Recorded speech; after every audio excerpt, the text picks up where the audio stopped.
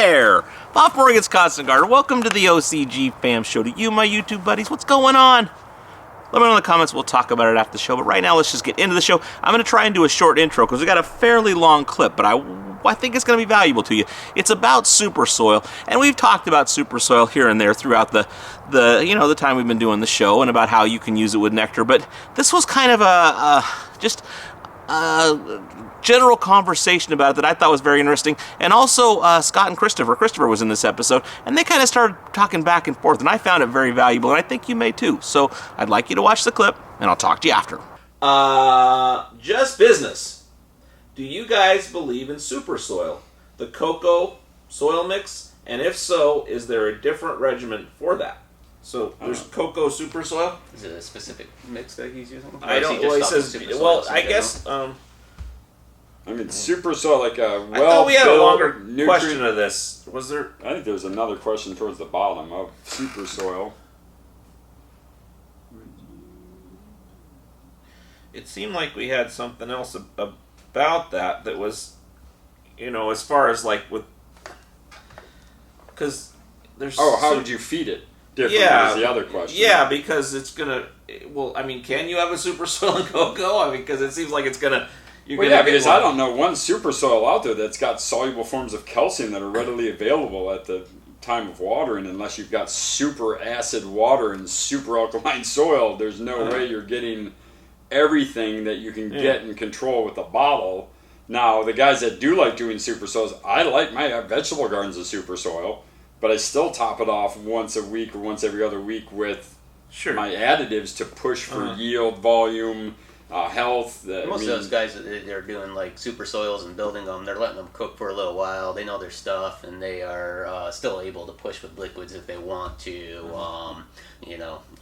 So yeah, I mean, I would say we support them at Constant Gardener in the sense of if you do them right, you can still push hard with liquids. You don't have to use liquids. There's different ways you could approach them, but it definitely, I think, aligns with our philosophy of trying to grow good product with good products. Sure. And you could, if you're doing your super soil and realize that you're having some deficiencies or some stuff going on, you could supplement with your bottles to save. Would you consider, Scott, somebody who amends with one shot and maybe some other amendments? Would you consider that kind of gearing towards super soil? You're getting closer to a super soil there because you've built it up. I mean, it's very similar to a lot of the components people would build as a super soil. Yeah. And it really comes down to preference on what amendments you want to add to make that super soil. But I still think most people are following somebody else's recipe from another state with a different water source. There's really no, we say this word super soil, but there's nothing really that you're like, you look at this list and this is super soil. It's really, you're following a lot of different people's recipes out there and they approach them differently.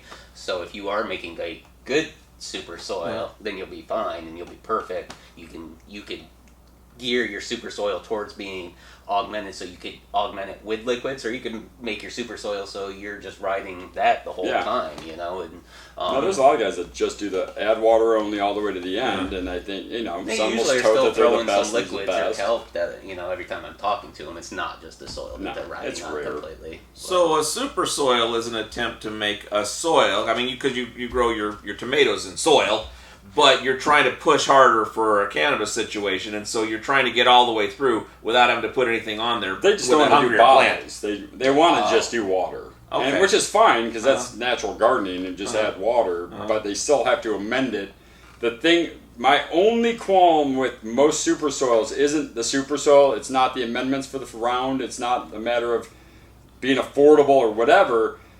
It's when they take that, so you're in a vegetable garden or you're in a huge pot, and you're going to recycle that soil for next run, and they don't get a full lab done on that super soil that they've amended the crap out of for the season. Because I guarantee you, if you put down 50 pounds of every single thing that you want into that hole, it's not all getting used, and the imbalances from year to year become tragically different. Oh yeah, it's like your NPK just becomes so out of whack because I added another 12 pounds of green sand this season. Okay, well that's 12 years of green sand. Testing, it's hard to know what's going on because you put so many variables in there. And then you want to know why, when I watered with bone meal, everything burned. It's like, well, it burned because you've amended it with 1,000 things and then you used one liquid and came in heavy with it, so that activated a whole bunch of stuff, which then made things react. Mixed it thoroughly, because if you're mixing this by a hand hot or spot a cement here, mixer, you know. Which how many times you see a tarp and a rake and go, I just made my super soil, and you're like, okay. Well, I see 25 gallons of death, I see 400 gallons of probably pretty neutral, and 15 gallons of that's the best soil you made. But the rest of that stuff is literally landfill. So, yeah, it's tough. But we do like super soil. You just have to understand the balance. And I'd say the one thing most people need when using a super soil of our line would be the liquid bone meal, the liquid Demeters, the liquid Circes. I mean, anything that has a calcium base, you're not getting. I mean, you can add all the oyster shell you want. You can add all the limestone you want. If you don't have the perfect acidic conditions for these things, your calcium is not available.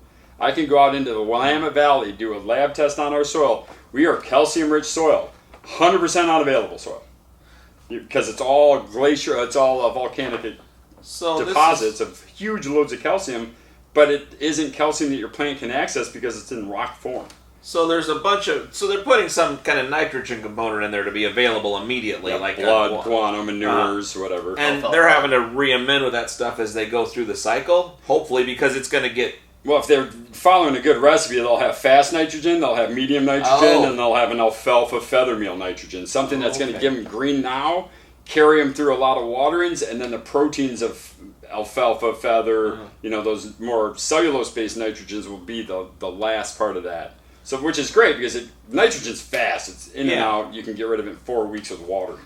So for those guys wanting veg, they'll just build it up high with nitrogen at the beginning, and then the feather meal will carry them all the way into the mid-flowering. And when you're using the bottles, is it making some of these more rocky type things more available quicker than they would be naturally, or?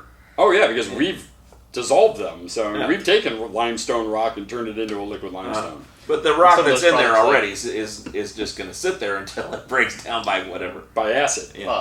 Zeus juice would be like something that would be helping when the chelating nutrients and things like that. So if you were to take all your most of those and super soil guys are liquid. using like humics of some type or like a liquid humic. Yeah. So. Okay, what do you think of that? Informative, entertaining, helpful? Let me know in the comments and we'll talk about it. I love you. I'll see you tomorrow. The OCG Fam Show. It's pretty good. It happens every day. It's the OCG Fam Show. See you tomorrow.